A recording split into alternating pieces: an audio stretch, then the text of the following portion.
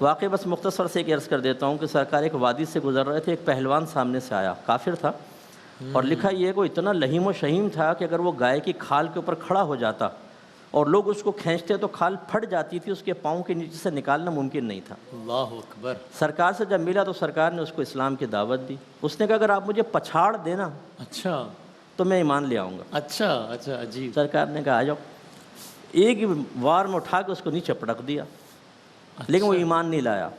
اچھا پھر ایک اور تھے رکانہ رضی اللہ تعالیٰ عنہ، ان سے بھی ایسے ہی ہوا، وہ بکریاں چراتے تھے لوگوں کی، سرکار مل گئے وادی میں، کہنے لگے اگر آپ مجھے ہرا دینا میں ایک بکری دے دوں گا۔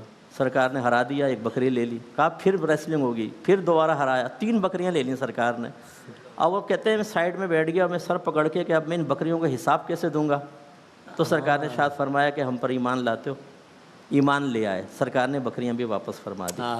سمجھانے کا مقصد یہ ہے کہ بعض اوقات جیسا سامنے والا ہوتا ہے نا، اسی کے طرز پر تبلیغ دین کریں تو بہت بیسٹ ہے۔ واہ واہ واہ۔ تو میں آپ کو یہ تو نہیں کہوں گا کہ انڈرٹیکر کو اسلام کی دعوت دیتے ہوئے چیلنج دے دیجیے گا، ورنہ پھر وسیم بادامی ختم فنا ہو جائے گا۔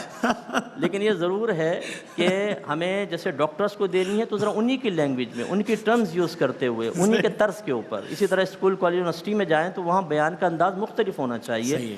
ہر جگہ ممبر نہیں چلتا ہے، ہر جگہ روڈ کے بیانات نہیں چلتے ہیں۔ آپ کو لوگوں کی ذہنی سطح کے مطابق، ان کی کیفیات، ان کی طبیعتوں کے مطابق تبلیغ کرنی ہوگی اور کامیابی ہوگی۔ ضمناً بس ایک بات عرض کرتا ہوں کہ نبی کریم صلی اللہ علیہ وسلم کو 40 مردوں کی طاقت حاصل تھی، اور وہ 40 مرد جنتی تھے، اور ایک جنتی مرد کی طاقت دنیاوی 100 مردوں کے برابر ہے۔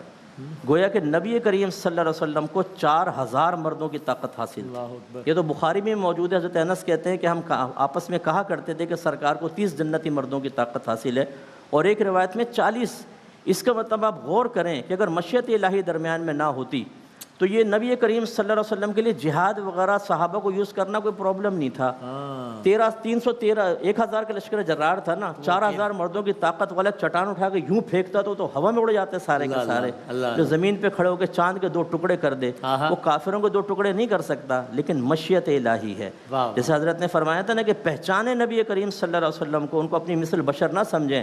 میرے آقا صلی اللہ علیہ وسلم کو اللہ نے بڑے اختیارات، بڑی طاقت اور بہت کچھ نعمتوں سے نوازا ہے۔ اظہار اس لیے نہیں کرتے کہ مشیت الہی درمیان میں آ جاتی ہے، اور اعلیٰ حضرت فرماتے ہیں کہ میدان محشر میں مشیت الہی سامنے نہیں ہوگی، سرکار کو بڑا اختیار دیا جائے گا۔ ہاں جہاں حکم الہی ہے وہ ہے، ورنہ سرکار کو بہت اختیار ہوگا، اور اظہار اختیار اس وقت دیکھیں پہ جو اعلی محبت ہیں وہ کیسا انعام پاتے ہیں۔ انشاءاللہ۔ سبحان اللہ سبحان اللہ۔ کیا